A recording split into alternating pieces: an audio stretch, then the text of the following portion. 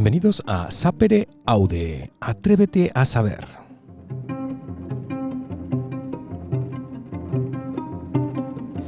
Un programa de Michael Thallium para todas esas personas curiosas, con ganas de aprender cosas nuevas y cosas que quizás no sean tan nuevas. Hoy vamos a hablar de poesía, de literatura, de libros de vida, porque hoy vamos a hablar de yo sé quién soy y sé de dónde vengo.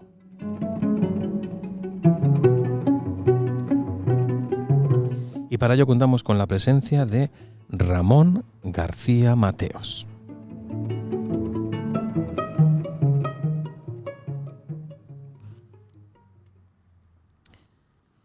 Aunque camines sin rumbo por el prólogo inquietante de un deseo, por el prefacio inútil de los años que uno tras otro inevitables pasan, aunque atónito me pierda en el acorde culpable de un relámpago, en el relincho impuro de un caballo en celo, aunque cubra mi soledad desamparada con el hábito azul de las certezas, con la curva orgullosa donde se oculta el alma de los dioses, aunque tapie el vacío de lo cóncavo con el miedo infantil de lo convexo, aunque me venza tantas veces el cansancio, yo sé quién soy.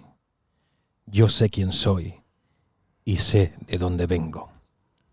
Este es el principio de un poema de Ramón García Mateos, a quien tengo aquí delante. Buenos días. Buenos días, Michael. Estamos en Cambrils, en tu casa, en el jardín, o si las personas que nos escuchen podrán oír a pájaros, motos, lo que sea. Hemos decidido que se oiga también el sonido ambiente hoy. Y bueno, el principio del poema que he leído me da pie a hacerte la pregunta que hago a todos los invitados. ¿Quién es Ramón García Mateos? Bueno, pues yo soy actualmente un jubilado. Llevo desde hace 3 años ya en ese estado, digamos, fuera del ámbito laboral. He sido durante más de 30 años profesor de literatura en secundaria y en la universidad. Y bueno, nací en Salamanca en el año 1960. Pasé mi infancia en un pequeño pueblecito, camino ya de la raya portuguesa, Cerralbo, entre Vitigudino y Lumbrales, ¿no? Ahí pasé yo esos 11 primeros años de mi vida, que son los años en los que se descubre el mundo, en cierta forma, ¿verdad? Luego después fueron 5 años en Galicia, en el Barco de Valdeorras, en Barco de Valdeorras, ahí donde el Bierzo se hace Galicia, donde Galicia se hace berciana, ¿verdad? Está ahí un poco a caballo entre ambos mundos. Fueron también 5 años especiales, por los cuales yo tengo también un recuerdo entrañable. Y luego después, por esos azares de la vida, ¿no? Mi familia, mis padres se trasladaron a Cataluña, a Reus, y desde entonces este entorno, el entorno, digamos, de la orilla del Mediterráneo, aquí en las costas tarraconenses, ha sido el lugar donde resido, donde me casé, donde he tenido mis hijos, donde he dado clase, etc. Voy a contar cómo llegamos a conocernos tú y yo, porque siempre suelo hacerlo con los invitados que tengo. Yo te conocí por uno de los libros que leí de Ignacio Sanz, que estaba dedicado a ti, o hablaba de ti en uno de los textos, no recuerdo ahora si era dedicatoria. El caso es que yo leí Ramón García Mateos, y en ese momento me dio por indagar quién puede ser Ramón García Mateos. Y luego tuve la oportunidad de hablar con Ignacio Sanz, y le pregunté, ¿quién es Ramón García Mateos? Entonces ya me dijo quién eras. Y a raíz de ahí, pues empecé a leerte. En este caso fue el libro Comer, Beber y Contar, que recomiendo a todas esas personas que quieran leer buena literatura acompañada de recetas culinarias, pues que lean el libro, porque es un libro que está muy bien, sobre todo por lo que he dicho, la parte de esa de combinación, yo tengo que decir que para hacerlo bien es un libro que se tarda en leer. Si uno se lee el texto y hace la receta, como poco tiene que tirarse 30 días cocinando, como poco. Tranquilamente, sí. Pero bueno, un libro que recomiendo, Comer, Beber y Contar. Y luego ya es verdad que hablamos por teléfono en alguna ocasión, pero llevamos intentando quedar para grabar el Saper Aude ya bastantes meses y por fin estamos frente a frente. Así que nuestro nexo fue Ignacio Sanz. Sí, un buen amigo, sí, Ignacio. Un estupendo escritor. Es un escritor magnífico, sobre todo en el relato corto. Para mí es un maestro del relato corto. Y luego además es un extraordinario narrador oral. Exacto. Es capaz de embobar a cualquier tipo de público con sus historias maravillosas, sus romances, sus cuentos. Sí, es un personaje, Ignacio, extraordinario. ¿Qué es lo que te llevó a ti a la literatura y no a otras disciplinas? Es que es difícil, ¿no? Cuando uno lo mira hacia atrás y lo piensa. A ver, la espita que se abrió en algún momento fue un profesor. Estas cosas que ocurren a veces, ¿no? Yo, en el final de mi bachillerato, prácticamente yo estaba convencido de que iba a estudiar periodismo. Desde hacía muchos años llevaba con la idea, ¿no?, de estudiar periodismo, un poco casi con la fantasía romántica y adolescente de los corresponsales de guerra, estas cosas, ¿no? Y tuve en los últimos cursos de bachillerato y luego ya en COU, el profesor Ramón Oteo, un hombre extraordinario, que yo creo que fue el que me marcó de una manera decisiva, ¿no? Me abrió, o nos abrió en realidad a toda una generación de alumnos las puertas a la literatura, vista además desde otra perspectiva distinta, ¿no? La idea de que la literatura es la vida, en última instancia, ¿no?, que es la plasmación de la vida. Y ahí el camino se torció y yo acabé el preuniversitario, el COU, en aquel momento, ya convencido de que lo de periodismo se quedaba atrás y que lo que quería hacer era estudiar filología y estudiar fundamentalmente literatura, esencialmente literatura. Luego después, cuando, digamos, reflexionas un poco sobre todo eso, también te das cuenta de que desde más pequeño a mí me fascinaban mucho, por ejemplo, las historias orales que se contaban, ¿no?, cuando yo era pequeño, en mi pueblo, en el entorno familiar, ¿verdad? O incluso, yo creo que en casa de mis abuelos, en Cerralbo, donde yo viví unos años, creo que uno de los pocos libros que había era la poesía de Gabriel y Galán, la poesía completa de Gabriel y Galán, que tuvo, bueno, pues una proyección y fue en los años de la primera mitad o los 3/4 del siglo pasado. Mi madre se sabía de memoria algunos de los poemas de Gabriel y Galán. Yo me acuerdo de que alguna vez para dormirme, eso tengo muy lejano el recuerdo, ¿verdad?, me recitaba el poema de la cabra galana, por ejemplo, ¿verdad?, o algunos de los poemas de Gabriel y Galán. Y yo creo que eso también fue un pozo, ¿no? Esas historias, esos relatos entre el cuento, la conseja, pero el sucedido real que se contaban, las canciones, los romances, esos poemas primeros, ¿no? Creo que eso fue también dejando un pozo que después, digo, se traduce en ese contacto con el profesor Oteo, que es el que de alguna manera cambia mis intenciones en cuanto al estudio. Y yo creo que desde ese momento yo he vivido inmerso en la literatura, porque yo en realidad no he hecho otra cosa más que eso. Yo he dado clases de literatura, fundamentalmente, y he escrito. O sea, son las dos cosas que he venido haciendo, ¿verdad? De alguna manera he vivido en ese ámbito, en el ámbito de lo literario, pues prácticamente siempre. Empiezo a escribir relativamente joven, yo creo que pues en los últimos años del instituto, en los primeros años de la facultad, y publicamos alguna cosa también relativamente pronto. Hay una primera antología que se llamó Pasión Primera, donde aparecemos un grupo entonces de amigos de la facultad. Algunos de ellos todavía mantenemos ese contacto. Hace poquito tiempo apareció una antología que se llama 3x3, sí, antología porque sí, y de los tres que estamos ahí estábamos Ramón también García Mateos, Alfredo Gavín y Juan López Carrillo. Estábamos ya en aquel Pasión Primera del año 83, ¿verdad? Y luego hay un segundo libro en colaboración con Leopoldo de Luis, que fue De una eterna voz, un libro de sonetos, La idea era del editor en aquel momento, un compañero también, Josep Moragas, de hacer un libro con un poeta clásico, consagrado, como en aquel momento ya era Leopoldo de Luis, y un poeta en aquel momento también joven, que era yo, ¿verdad?, que cultivaban la misma forma estrófica que era el soneto. Se llama De una eterna voz porque en un momento determinado, creo que es don Damas Alonso el que dice que el soneto es eso, es el portavoz de una voz eterna o de una eterna voz, ¿verdad? Uh-huh. Y ese libro apareció, si no me equivoco, en el año 86, y después ya hubo un lapsus de tiempo relativamente largo, pues casi 11 años, hasta que aparece Tristes el territorio de la ausencia, que en cierta manera es mi primer libro. El primer libro en solitario, uh-huh. Y ya a partir de ahí, del Tristes el territorio de la ausencia, que obtuvo en el año 97 el premio de poesía Blas de Otero, el Majadahonda, y lo publicó la colección Julio Nombela de la Asociación de Escritores y Artistas en el 98, y a partir de ahí, digamos, la cosa ha venido, uh-huh. Han ido apareciendo libros de poesía fundamentalmente, también algunos de prosa o algún dietario, etcétera, ¿no?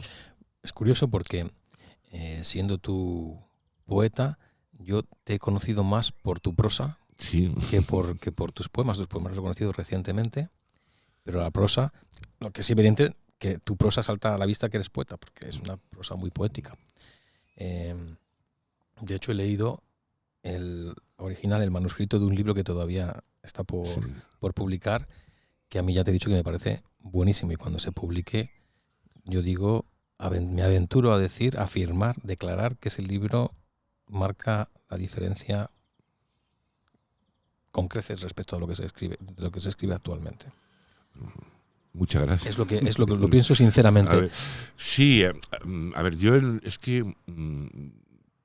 no sé si tuviera que definirme, ¿no? Yo creo que sí, yo soy esencialmente poeta, en el sentido de que es mi acercamiento a la literatura desde la poesía, desde la mirada, de alguna manera, ¿no?, del poeta. Y he escrito textos en prosa prácticamente como una prolongación de la poesía, ¿no? Yo no soy una persona especialmente, diríamos, disciplinada, ¿no? Yo creo que de eso también nos pasa a los poetas, ¿no?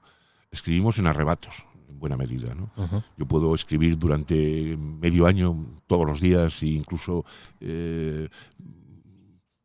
en varios momentos del día, tal, pero me puedo pasar después otro medio año, otros 4 meses, otros 6 meses, en que no toco al menos, digo,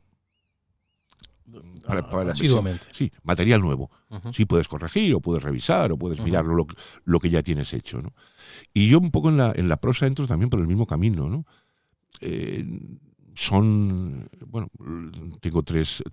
Hay un dietario que se llama Memoria amarga de mí. El juego es la referencia al Tenorio, ¿no? Uh-huh. Yo a los palacios subí, yo a las cabañas bajé y en todas partes dejé memoria amarga de mí. Y ese memoria amarga, la amarga, aparecía en el título del libro, entre corchetes, y tachado, la palabra amarga, ¿no? Memoria amarga de mí. ¿Por qué? Porque, claro, a mí yo quería ponerle ese título. El dietario yo le quería poner el título de memoria amarga de mí. Pero luego, en realidad, te das cuenta de que no, sí, memoria de mí, sí, pero no tan amarga. Con lo cual, uh-huh, aquello quedaba ahí un poquito en suspenso. Y lo escribí, por ejemplo, porque yo no había escrito nunca un diario. Era aquellas cosas que dices, bueno, pues vamos a probarlo, ¿no? Vamos a intentarlo. Y bueno, a ver, se daban determinadas circunstancias, fue fundamentalmente un verano, y también relativamente pronto me di cuenta de que el diario se convertía en una rememoración. Uh-huh. Es decir, que tú ibas anotando aspectos del día a día, de lo que iba sucediendo, de lo que iba pasando, pero que eso te llevaba automáticamente a cosas que tú habías vivido, o recordar o rememorar, ¿verdad? Otras vivencias, otras historias, otras circunstancias, ¿no? Y bueno, me pareció un juego bonito, una experiencia bonita, y eso me empujó también a intentar hacerlo desde el relato. Me daba la facilidad del cuento, el cuento la facilidad del poema, ¿no? Cortázar decía en alguna ocasión que él había frenado en la producción novelística porque, como estaba tan inmerso en cuestiones, digamos, de ámbito social, él formó parte del Tribunal de la Haya, estaba, bueno, metido en historias de de muy distinto tipo, la defensa en aquel momento de la revolución sandinista en Nicaragua, decía que, claro, una novela necesitaba tiempo y constancia, y que sin embargo los cuentos podía llegar a escribirlos en un viaje de avión. Decía, yo monto al avión en París y en lo que tardo en llegar de París a Buenos Aires o lo que tardo en llegar de París a lo que sea, me ha dado tiempo, si no acabarlo, al menos a tenerlo ya esbozado y prácticamente listo. Y en el hotel acabo el cuento, ¿verdad? Bueno, pues pongo ese juego, el cuento como el poema, ¿no? Algo que puedes escribir, que no necesita de alguna forma digamos, de la proyección, de la mirada a largo plazo, del el plantearte la escritura constante durante un tiempo determinado, etcétera, etcétera, ¿no?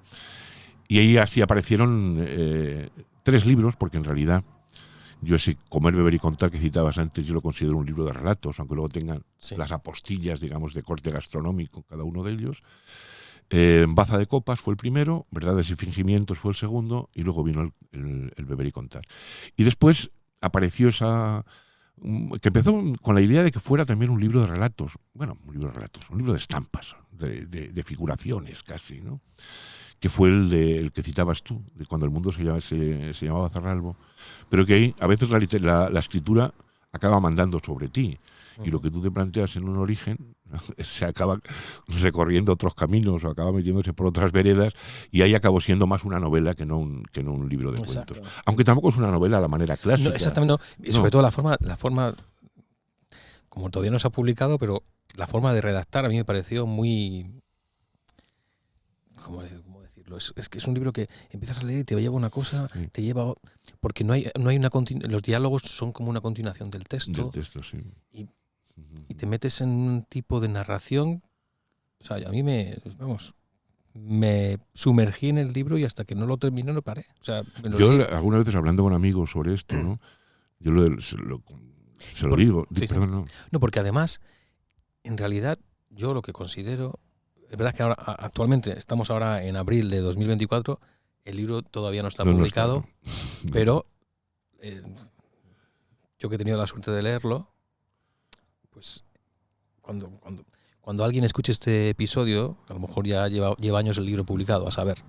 Pero el asunto es que es un libro que habla de todo y de nada, porque en realidad creo que ya te lo he dicho en algún momento, has hecho una leyenda, un mito de algo que existe y que muy probablemente dentro de muchos años eso de lo que hablas tú ha dejado de existir y la gente se va a creer que tú te lo has inventado. Sí, a ver, un poco también era esa intención, ¿no? Lo que yo decía, o que yo comento a veces con amigos y tal, que yo no sé novelar o construir una novela como sí lo hacen los novelistas de oficio, en cierta manera, ¿no? Es decir, algo que tú puedas decir, mira, está el planteamiento inicial, está el desarrollo de la novela, hay estos personajes, hay estos nudos, hay estas claves, hay este desenlace, ¿no? No sé si es que no sé o es que no lo he intentado tampoco nunca, ¿no?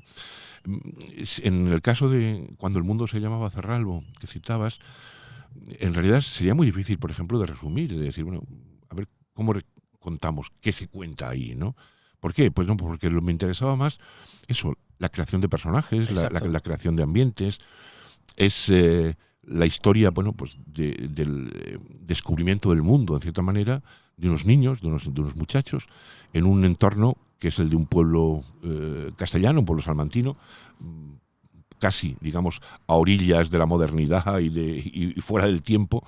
Y bueno, pues eso era lo que a mí me interesaba, ¿no? Y bueno, creo que ahí sí fue un trabajo, digamos, más parsimonioso, más lento, de dedicarle, bueno, un tiempo largo prácticamente a escribir solo eso, porque yo también creo que si mientras la poesía o el cuento incluso, ¿verdad?, te permite el ir compaginando, ir derivando, puedes escribir un poema y a la vez puedes estar escribiendo un cuento, cuando ya es un relato largo, a la manera de la novela, creo que te exige más estar pendiente de la historia que estás contando, o al menos del mundo que estás creando, ¿no? Y ahí sí estuve durante un tiempo dilatado, tiempo largo, estuve prácticamente metido en ello y escribiendo solamente eso, ¿no? Y bueno, a mí el resultado me complace, y creo que a los que lo habéis leído, yo afirmo que queda esta declaración para el resto de los siglos. Es un muy buen libro te lo voy a resumir con una pequeña anécdota. Yo hace muchos años, a lo mejor leía un libro X, de X autor, y decía, después de esto ya no se puede escribir nada mejor, ya no hay nada que pueda descubrir que sea bueno. Y eso me ha ido pasando en mi vida, que al final terminas descubriendo un autor, algo que dices, jolín, pues esto tiene algo que es nuevo. Yo cuando leí tu libro, dije, esta forma de narrar tiene algo distinto. También teniendo en cuenta que es algo que puede recordar a ese tipo de literatura que se hacía antiguamente. Cuando digo antiguamente me refiero, estoy hablando de la primera mitad del siglo XX en el siglo XX, pero tu forma de narrar es de estos libros que dices, no he leído antes algo así. O sea, por eso digo que marca la diferencia. En ese modo de narrar y sobre todo el lenguaje, las palabras que utilizas muy cuidadas, que yo ahí, leyendo tu libro, he descubierto palabras que desconocía. Lo de descuidero, por ejemplo. Descuidero. En fin, ahí es un libro para disfrutar. No es ya tanto lo que cuentas mucho, sino cómo lo cuentas. A mí lo que me ha subyugado de tu libro es cómo lo cuentas. Porque al fin y al cabo no es una historia así prodigiosa que digas, pasan muchas cosas. No. No, es que, a ver, yo ahí, y me gusta, ¿no?, que hagas esa valoración, porque yo estoy absolutamente convencido de que en la literatura la clave es eso, es el cómo, ¿no? Uh-huh. En realidad, y eso lo sabemos todos, ¿no?, los grandes temas literarios son media docena. Incluso si nos apuramos un poco, hasta menos de media docena, ¿no? Si entendemos, por ejemplo, el tema del amor, como el amor amistad, como el amor pasión, como el amor erótico, como el amor solidario, etcétera. Pero ahí en realidad es el amor, el tema del amor, ¿no? El tema de la muerte. Es decir, hay eso, 4 temas. En realidad, bueno, ¿qué es lo que hace que alguien pueda llegar a acercarse a esos temas fundamentales de la literatura e intentar hacer o decir algo nuevo? El cómo, la forma, ¿no? El cómo te lo planteas, ¿no? Desde el lenguaje también me parece muy importante, y yo creo que es algo además que quizá en los últimos años las tendencias mayoritarias, especialmente en el mundo de la narrativa, de la novela, yo creo que lo están descuidando un poco, ¿no? La atención al lenguaje, el cuidado al lenguaje. La literatura es lenguaje, sí, esencialmente. Yo hay un poema en el Nuevo Ramo que juega un poco a recordar aquello que decía, a contradecir, ¿no?, aquello que decía Becker, el gran Gustavo Adolfo Becker, de que poesía eres tú. No, es muy bonito, es muy romántico, evidentemente, esa idea de que la poesía está fuera, ¿no?, de que la poesía eres tú, la mujer hermosa, los ojos tal, la poesía es un atardecer. No, la poesía es, en realidad, como decía Juan de Mairena en Don Antonio Machado, lo que escriben los poetas. Es decir, es lenguaje. Es transformar, sí, esas emociones, esas epifanías, esos descubrimientos, esas pasiones, transformarlas en palabras. Y que esas palabras sean capaces de comunicar al lector, de emocionar al lector y comunicarle, digo, las mismas emociones o los mismos sentimientos, o si no, los mismos parejos. Porque claro, luego el lector se apropia del texto, evidentemente, y hace su lectura, claro. Pero si sí es capaz de alguna manera de conmover al lector, estás consiguiendo algo muy importante, y eso lo haces a través del lenguaje. Claro, si descuidamos el lenguaje, si entendemos que, bueno, con el lenguaje cotidiano, con el lenguaje, digamos, prácticamente casi coloquial, podemos construir literatura, sí, claro, pero entonces hace falta un ejercicio justamente a la inversa. Es decir, es buscar esa esencialidad del idioma, como ocurre, por ejemplo, en Fray Luis de León, cuando se habla de que Fray Luis es un poeta de difícil facilidad, ¿verdad? Es cierto, es un poeta aparentemente fácil, pero de difícil facilidad. Ocurre con Blas de Otero, por ejemplo, cuando dice escribo hablando. Sí, bueno, escribes hablando, sí, pero escribes machacando el lenguaje, efectivamente. Bueno, yo creo que ahí esa es para mí, o desde mi punto de vista, es una de las claves de la literatura. A mí me interesa fundamentalmente el cómo, ¿no? Pues tengo que decir que el cómo, tu cómo, es espléndido. De hecho, cuando yo estaba leyendo el libro, no quería decirte a ti que lo estaba leyendo, pero digo, tengo que llamarle para decirle que este párrafo es una maravilla. No lo voy a llamar. Pero si no te hubiese hecho unas cuantas llamadas. De hecho, sí que hablé con Jesús Herrán, sí, que será el editor. Que será el editor del libro, la editorial Valnera, porque no podía. Yo en las primeras páginas ya lo llamé y le dije, este libro es muy bueno. No tuve que leerme ni de 2 páginas. La verdad es que por el modo en que a mí sí eso me satisface, me tiene muy contento, ¿no? Porque, a ver, yo normalmente mis libros, antes de publicarlos, los lee poquita gente. Y entonces en los libros de narrativa, sobre todo, uno de mis lectores es Ignacio. Ignacio Sanz. Le mando casi siempre cuando tengo ya una versión que yo considero definitiva o casi definitiva, le suelo mandar para que él me haga alguna objeción o me vea cosas que yo no he visto y tal, ¿no? Y la verdad es que a Ignacio le entusiasmó el libro, ¿no? Bueno, pero mucho. Hablamos un día y yo le comenté la posibilidad, digo, y por ejemplo en Valnera, porque yo había visto lo último, los últimos Robinsones y el anterior, que es magnífico. Voces remotas. Voces remotas. Es un libro magnífico de relatos, ¿no? En Valnera. Y lo comenté, le digo a Ignacio, digo, ¿tú crees que...? Dice, yo ahora mismo se lo mando a Jesús, yo ahora mismo se lo mando, tal, no sé qué. Y claro, cuando yo me lo comenta, yo me pongo en contacto también con Jesús, y nada, al cabo de 3 días, 3 días, había leído el libro, y también me contesta entusiasmado. Me dice, sí, vamos a publicarlo, tal, si a ti no te importa, tal, no sé qué. Bueno, y luego después, cuando sé que tú también lo has leído, y y claro, te quedas un poco diciendo, bueno, pues tal vez sí, tal vez hay algo. Esa sensación que yo tenía en un momento determinado de que era un libro que sí podía llegar, ¿no? Y que podía ser valorado desde esa perspectiva de la que hablábamos, bueno, pues parece ser que sí puede ser, ¿no? Yo doy fe de que eso es así. Es un libro que se valora por cómo siempre tienes ciertas inseguridades. Eso es una cosa, por mucho tiempo que lleves en esto, es más, yo creo que es más, a veces nos es más fácil en ver la maravilla en los otros, ¿no? en lo que escriben los demás, o también evidentemente lo otro, al revés, la basura. Pues yo tengo que confesar, ¿no? Y lo confieso. Pero en lo propio a veces te cuesta mucho que más. Cuando ¿no? estaba leyendo tu libro, estaba diciendo, joder, esto tenía que haberlo escrito yo, pero ya no lo puedo escribir. Pero bueno, no obstante, pues como ya no se puede escribir, que la gente lo lea, porque es un libro que a mí me hubiese gustado escribir. Y lo digo sinceramente. Sería el libro perfecto. Vamos ahora a hablar también de otra faceta tuya, quizás menos conocida, que es la de investigador en el ámbito de la literatura.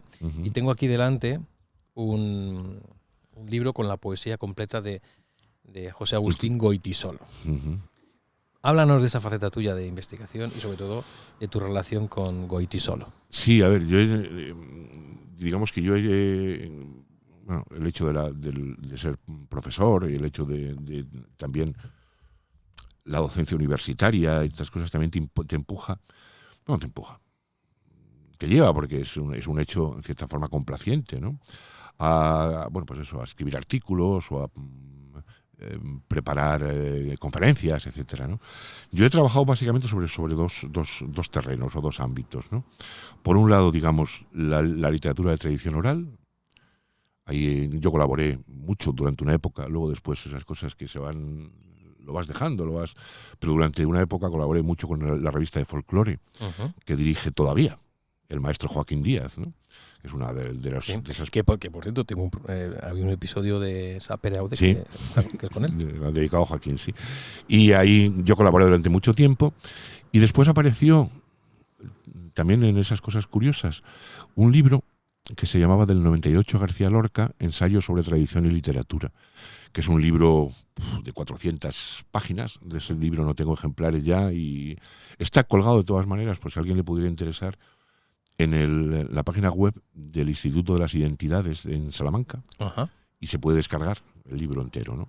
Eso fue una cosa curiosa. Repite el título y el libro se llama Del 98 a García Lorca, Ensayo sobre tradición y literatura. Y está en la página web del Instituto de las Identidades en Salamanca. Y digo que eso fue un encargo del que entonces era el director entonces se llamaba Centro de Cultura Tradicional. Luego le cambiaron el nombre. El Ángel Carril, Y llevábamos tiempo hablando, oye, tienes que hacer algo para nosotros, me decía y tal. Entonces me llama un día, creo que era en el año 97, estamos hablando, fíjate, y me dice, el año que viene es el centenario de Lorca, del nacimiento de Federico, y es el centenario de la generación del 98. Dice, ¿podríamos hacer algo? Yo empecé a darle vueltas y pensé, y digo, bueno, con el material que yo tengo de las clases, por ejemplo, y cosas que he ido anotando y algunos artículos, se podría hacer un trabajo que analizara la presencia de la cultura popular, tanto literaria, digamos la tradición oral, pero también la cultura, digamos, material e inmaterial, arquitectura, gastronomía, creencias, supersticiones, etcétera, en esos escritores que van del 98 hasta Lorca, hasta el 27. Ya sin entrar en el 27 ya no entraba en Lorca, pero ya no en el 27. Y bueno, pues fue un trabajo estupendo. Yo me lo pasé muy bien, y yo creo que quedó un libro muy, muy curioso, ¿no? Y luego, por el otro lado, lo que estaba diciendo era los trabajos sobre literatura, ¿no? Sobre aspectos de distinto carácter. Y muy especialmente yo le tengo mucho cariño a ese trabajo porque, en principio, debía de haber sido mi tesis doctoral. Ajá. Sobre la poesía de José Agustín. Él estaba, a José Agustín le conocí mucho, tuvimos mucha relación, mucho trato, y él estaba entusiasmado con ese libro, con un libro sobre su poesía, que yo primero presentara la tesis y después la tesis se convirtiera en libro y tal. Pero en medio, cuando andábamos en esas, en medio llegó la muerte de Goytisolo, ¿no? Y a mí me dio, fue un palo tremendo, ¿no? Y fue como esas cosas, es decir, como un bajón, ¿no? Como decir, ¿y ahora para qué, no? Si no está él, si no lo va a ver, si tal. Claro, se crea mientras tanto la cátedra Goytisolo en la Universidad Autónoma de Barcelona, que dirige la profesora Carmen Riera, catedrática de la universidad, escritora, académica de la lengua, y yo colaboro con ellos, y un día nos planteamos, Carmen y yo, editar la poesía de José Agustín y hacer una edición crítica, coincidiendo con el 10º aniversario de su muerte. Él muere en el año 99, y el libro salió en el año 2009. Yo todo lo que tenía preparado para la tesis y tenía preparado de trabajo y análisis sobre los poemas, lo vierto aquí, en este trabajo. Y es el primer poeta de la generación de los 50 en tener una edición crítica. Toda la poesía no es solamente una recopilación, sino es una edición crítica, además una edición crítica muy complicada, porque José Agustín tenía la costumbre de retocar los textos. Ajá. O sea, por ejemplo, él publica, yo que sé, Claridad en el año 61, y cuando vuelve a reeditar Claridad en el final de los 80 o principios de los 90, la mitad de los poemas los ha cambiado. Eso lo hace mucho también Juan Bonilla cuando escribe poesía. Los ha retocado, los ha cambiado, no sé qué, claro. Claro, ¿qué ocurre? Que para el editor de la poesía, el editor literario, digamos, ¿verdad? Claro, tú ahí te encuentras con una serie de problemas y dices, bueno, ¿con qué me quedo? Bueno, siempre nos decía, el libro va dedicado a Alberto Blecua, que era uno de las grandes autoridades sobre la edición crítica, y Alberto nos dijo, dice, siempre la última, que el poeta dejó en vida. Pero claro, si tú escoges la última, has de reseñar esas variantes que él introduce, en dónde aparecen, por qué, en qué libros o en qué antologías. Claro, ahí tiene, pues ahí, yo qué sé, igual hay 40 páginas de notas al final del libro, recogiendo eso, modificaciones, cambios, tal. Pero fue un trabajo estupendo, porque Goytisolo es para mí uno de los grandes poetas de la generación del 50, quizá menos valorado que otros, probablemente quizá porque ha tenido menos propagandistas, ¿no? Caso de Gil de Viedma, por ejemplo, con el grupo de los poetas de la experiencia, que lo convierten en casi su apóstol, ¿no? Y su tal. Pero José Agustín es un poeta con una variedad de registros extraordinaria, maneja la poesía elegíaca de una manera espléndida, maneja la poesía de corte neopopular, ¿verdad?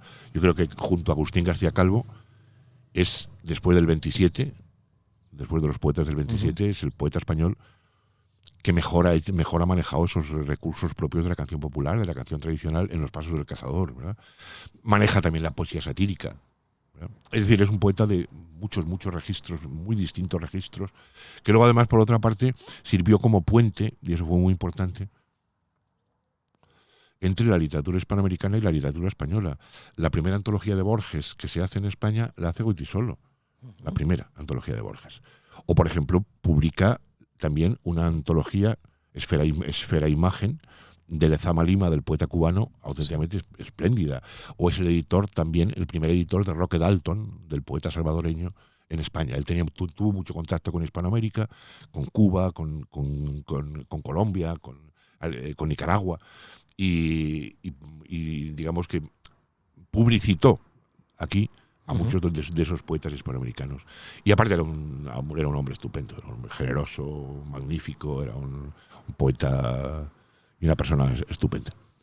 Ahora que has dicho que, perdón, que Goytisolo manejaba el cancionero y yo sé que tú también tienes un vínculo muy estrecho con el cancionero. De hecho, has colaborado mucho con Paco Ibáñez. Sí, bueno, pues yo a Paco le conozco a través de José Agustín. Quien me lleva a Paco es José Agustín Goytisolo, que ellos tenían una relación fraternal, ¿no? Ellos dos, ¿no? Y bueno, montaron aquel espectáculo que se llamaba La Voz y la Palabra, que lo llevaron por toda España, por Hispanoamérica. Incluso cuando muere José Agustín, estaban preparando una segunda edición, una nueva edición de aquel espectáculo, ¿no? Paco es un monstruo, es una cosa extraordinaria. Tiene 89 años y sigue ahí, al pie del cañón, y aparte con una entereza y con una, bueno, pues igual yo creo que el primer día.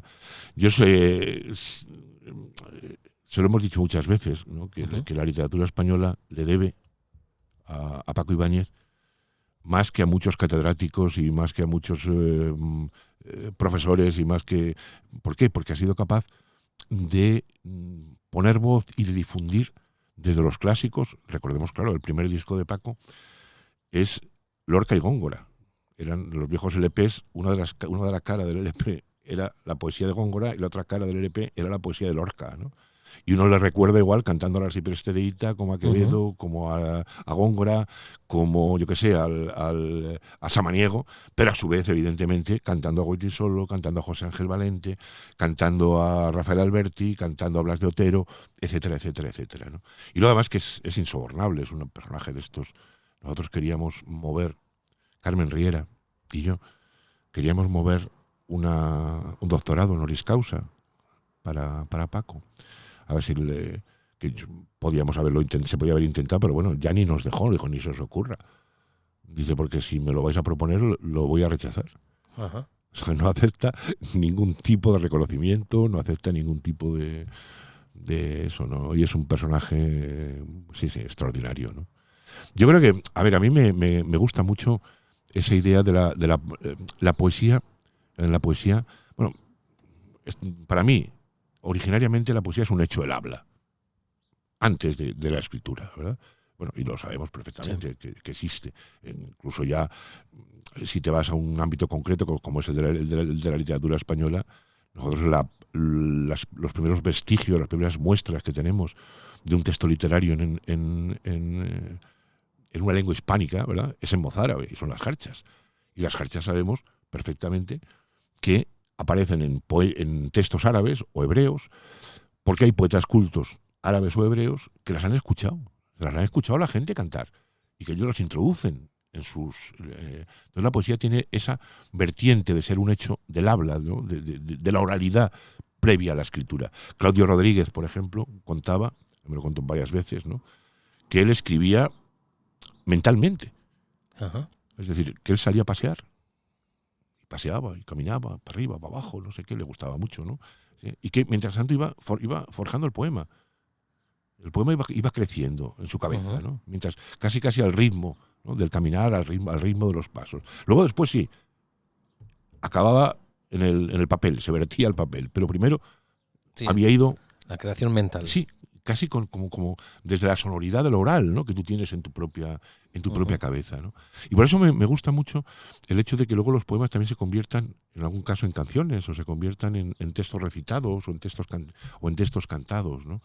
Y yo tengo 3 o 4 libros que juegan también por ahí, por ese camino, ¿no? Por el de la poesía de corte popular, de Los Álamos el Viento, por ejemplo, que publicó Calandraca, o este nuevo ramo de viejos cantares que citábamos antes, van por ahí por ese lado, la recreación de lo popular, y ya en este último, en el nuevo ramo además, ya para acabar de redondearlo, nos planteamos la idea de que fuera acompañado de un CD, donde distintos intérpretes, no la mayor parte, no, todos, amigos, si no la gente no te hace estas cosas, ¿verdad?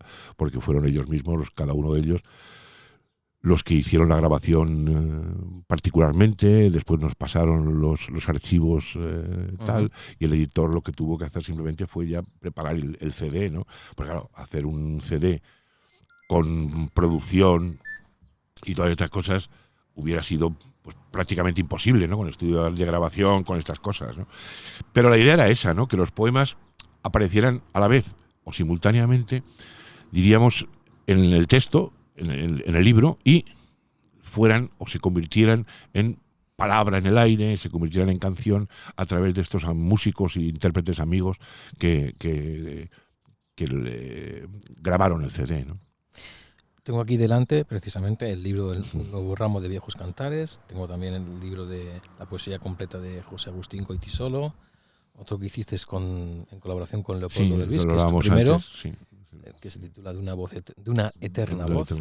Luego otro tuyo que se titula Daguerrotipos moderadamente apócrifos. Sí, a este libro apareció en Honduras, tiene una, a ver, el título es un guiño para mí mismo, porque es muy difícil de coger, ¿no?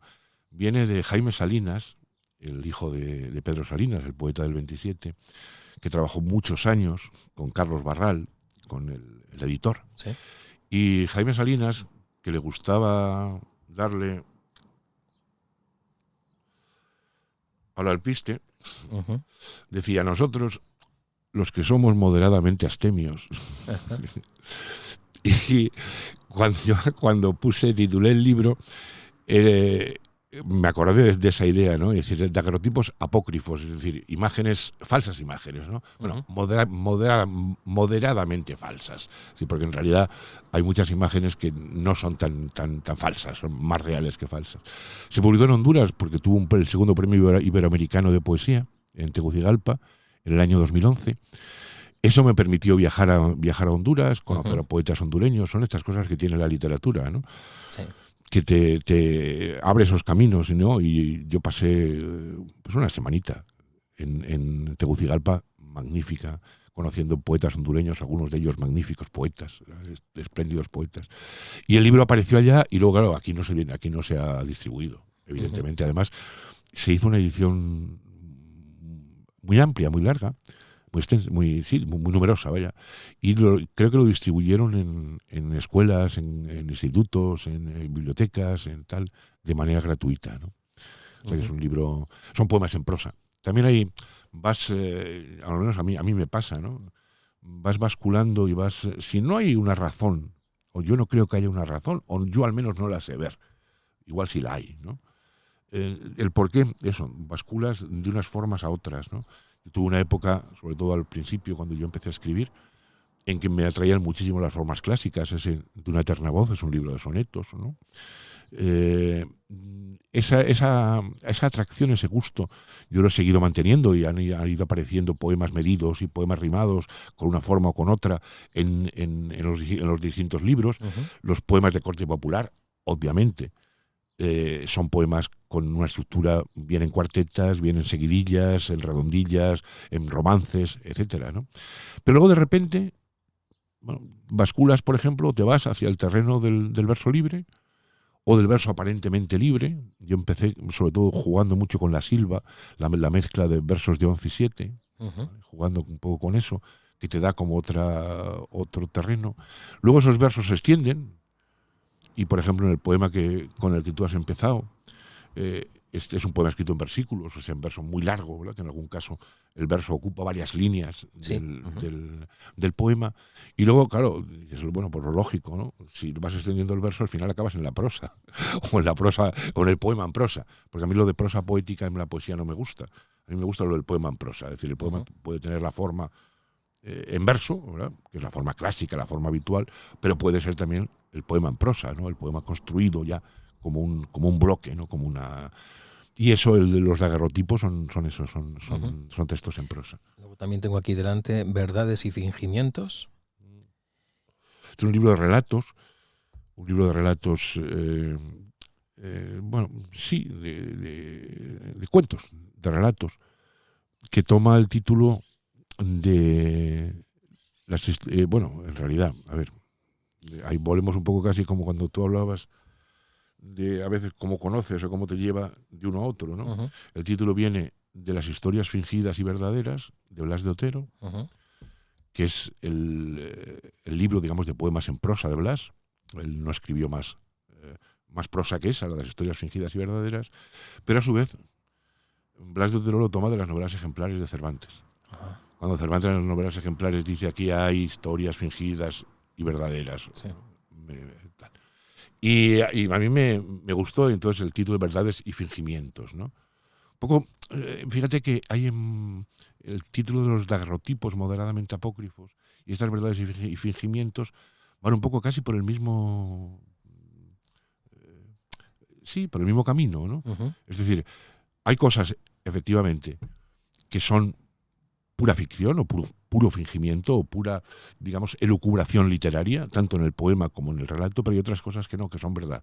Son verdad no tanto porque, digamos, haya una referencia puntual, concreta, a un hecho, el que sea, o a una persona, la que sea, que también lo puede haber, sino porque son situaciones o son hechos que son o pueden ser efectivamente verdades, ¿no? En cualquier caso, ¿no?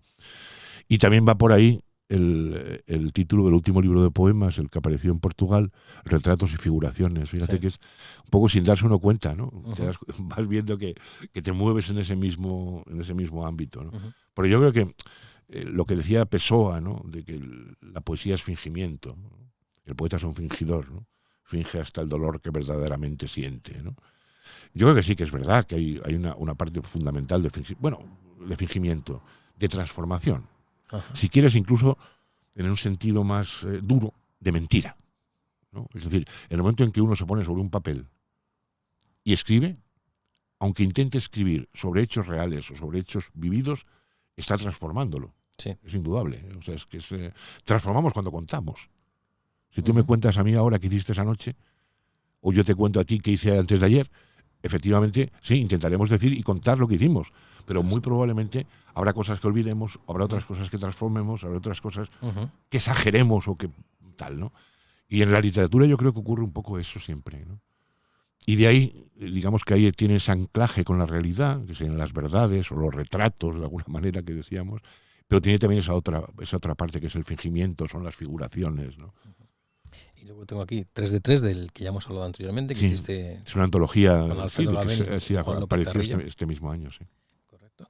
Y luego el rumor de Agua Redonda, que es el libro en el que aparece el poema que he leído al principio. Sí, es una antología. El poema estaba situado originariamente en Como otros tienen una patria, que es un libro que obtuvo el Premio Ciudad de Salamanca en el... yo no me acuerdo, 2006 creo, por ahí. Fue Premio Ciudad de Salamanca y mira, fíjate, tomaba el título de un verso de Juan Carlos Mestre, que para mí es uno de los más grandes de los poetas actuales, ¿verdad? Yo tengo una libélula en el corazón, como otros tienen una patria, decía Juan Carlos Mestre. Y yo cogí la segunda parte, como otros tienen una patria, para titular ese libro, donde aparece el poema que luego se recoge en esta antología que salió en la Diputación de Salamanca. Pues te voy a pedir, Rumor de Agua Redonda. algo que estás aquí delante, de todos estos libros que tengo aquí delante, ¿qué poema elegirías para que tú lo recites? Porque lo que yo he hecho es un aprendiz de recitador, pero yo sé que tú eres un gran recitador. ¿Qué libro te pasó? Es que es complicado, difícil, pero déjame este, por ejemplo.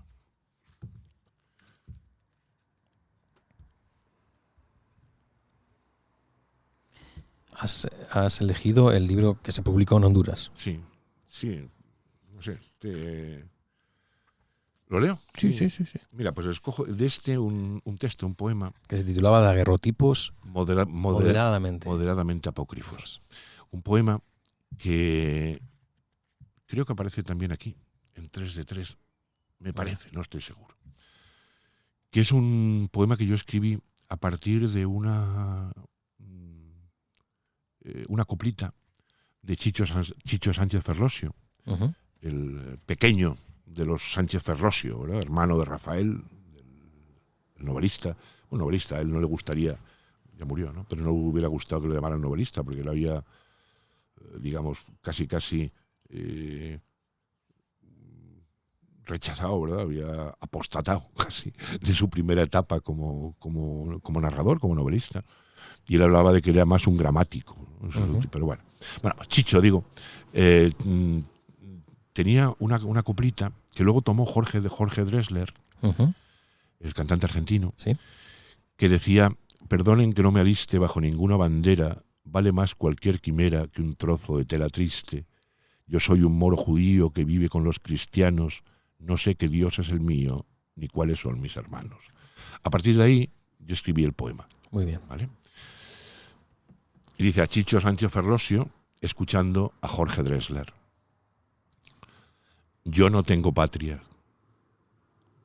Habito en la casa común de las palabras, errante y nómada. Pude nacer bereber en el desierto, con aroma de té verde y jazmín entre las manos, albahaca y cilantro en la memoria, vagabundo por las dunas de aleña de tu cuerpo, desterrado del tiempo de los héroes, nómada y errante. Entré en España en los albores del siglo XV, acunado por los cantos ondulantes de viejas egipcianas. Anduve los caminos, azotaron mi cuerpo, grabaron con fuego mi conciencia, cortaron finalmente mis orejas. Errante y nómada. Salí de mi casa, con patio y con aljibe, y me llevé una llave que guardaba la sombra del recuerdo. Sefarat con luz de limoneros y una estrella de David sobre mi puerta, señal de sangre y augurio de la muerte, como en Berlín, como en Varsovia, errante, nómada. Crucé allende los mares en la bodega de un barco caribeño, con la quimera del pobre de encontrar el dorado en las Américas, hasta un bohío muy cerca de Cienfuegos.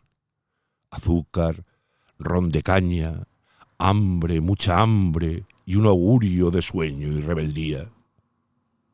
Nómada, errante. Y regresé de nuevo. Salí de la Argentina, de Chile, de Uruguay, huyendo de la necesidad y los tiranos, susurrando una vieja tonada en prolongados insomnios de sangre y de terror, retornando en la noche, allí, a la esma, hierro en mi carne, hijos de puta, cuánto dolor y cuánto miedo, de regreso otra vez, errante y nómada. Me llamaron sudaca, charnego, indio, maqueto, y hasta un día con tono despectivo me gritaron al rostro: castellano. Trabajé de peón y jornalero por un pobre salario de migrante, de sombra a sombra, nómada y errante. Hago mía su canción con aires de milonga melancólica. Perdonen que no me aliste bajo ninguna bandera, vale más cualquier quimera que un trozo de tela triste. Yo soy un moro judío que vive con los cristianos. No sé qué Dios es el mío, ni cuáles son mis hermanos. Errante y nómada. Habito en la casa común de las palabras. Yo no tengo patria. Sobra el comentario. Sabes que en estos episodios de Saperaide hay un momento en que tenemos que terminar y ha llegado ese momento y en una sección fija te hago la misma pregunta que hago a todos los invitados. Si tuvieses que recomendar un libro que alguien tiene que leer antes de morir, ¿qué libro dirías? Uy, es dificilísimo. Es muy, muy, muy, muy, muy difícil. Mucho, mucho. Porque hay... A ver, si fuera un libro solo un libro, nada más que un libro, El Quijote. Por eso de yo sé quién soy y sé de dónde vengo. Yo creo que sí. A ver, había una camiseta que rondaba por ahí, que tenía un amigo, que llevaba inscrito: Cervantes es el único Dios y Dostoyevsky su profeta. Pues Muy en bueno. El Quijote es que sí, está todo, ¿no? Uh-huh. Sin embargo, claro, luego dirás, bueno, yo diría, por ejemplo, en el ámbito de la poesía, yo hay poetas a los que les tengo un cariño reverente. Blas de Otero, por ejemplo, me parece un poeta extraordinario. César Vallejo, por Dios, ¿no? César Vallejo es... Uh-huh. Es decir, ahí... pero bueno, si es un libro, solamente un libro, El Quijote. yo creo que sería El Quijote, sí. Y lo mismo aplicado a la música, una música que alguien tiene que escuchar antes de morir, ¿qué música dirías? También es difícil. Mira, yo sí plantearía una cuestión, ¿no? Son las grabaciones que se pueden localizar todavía y se pueden encontrar. Por ejemplo, en la Fundación Joaquín Díaz las puedes encontrar. Grabaciones de campo, ¿vale? De gente, abuelos, abuelas, gente mayor, que canta romances o canta coplas, ¿no? Porque te cambian absolutamente la percepción que tienes de lo literario, de lo tradicional. Uh-huh. Yo creo que es una... Por ejemplo, si fuéramos alguien que es más fácil de ver, por ejemplo, escuchar cantar a Agapito Marazuela, al segoviano, al maestro Marazuela, que es quizá lo más cerquita. O, por ejemplo, los salmantinos de Mayalde, que son también un grupo de canción tradicional, uh-huh, y que son quizá los que estarían más cerca de esta forma de la interpretación popular, ¿no? Desnuda, sin ningún tipo de alaracas, y me parece... Y luego, por otra parte, bueno, claro, yo soy un apasionado, por ejemplo, del flamenco. El flamenco me entusiasma, ¿verdad? También la canción de autor, ¿no? Me parece que hay gente espléndida que ha hecho cosas absolutamente magníficas. Hablábamos de Paco antes, pero podríamos hablar, yo qué sé, si quieres, de Silvio Rodríguez, por ejemplo, Atahualpa Yupanqui, la gran Violeta Parra, yo qué sé. Uh-huh. Bien. Y supongamos que alguien dentro de 100 años, 500 años, a saber 1000, puede escuchar tu voz hoy en 2024, abril de 2024. ¿Te gustaría dejar algún mensaje para ese eventual escuchante que oiga tu voz? A ver, no soy mucho tampoco de eso, ¿no? De dar o de dejar testimonios, ¿no? Pero bueno, yo lo que sí podría decir es que seguimos por aquí, ¿no? Es decir, aquí seguimos un poco con la misma, si nos ceñimos al mundo de la literatura, ¿no? Y no nos vamos a otras cosas, ¿no? Sino al mundo de la literatura, ¿no? Que seguimos intentando trazar y surcar el camino que otros muchos han seguido antes que nosotros, que somos herederos primero del idioma, recibimos ese don magnífico, ¿no? Que es el lenguaje, lo recibimos como herencia de quienes han estado antes que nosotros, pero también somos herederos de todos aquellos que han escrito, ¿verdad?, antes que nosotros.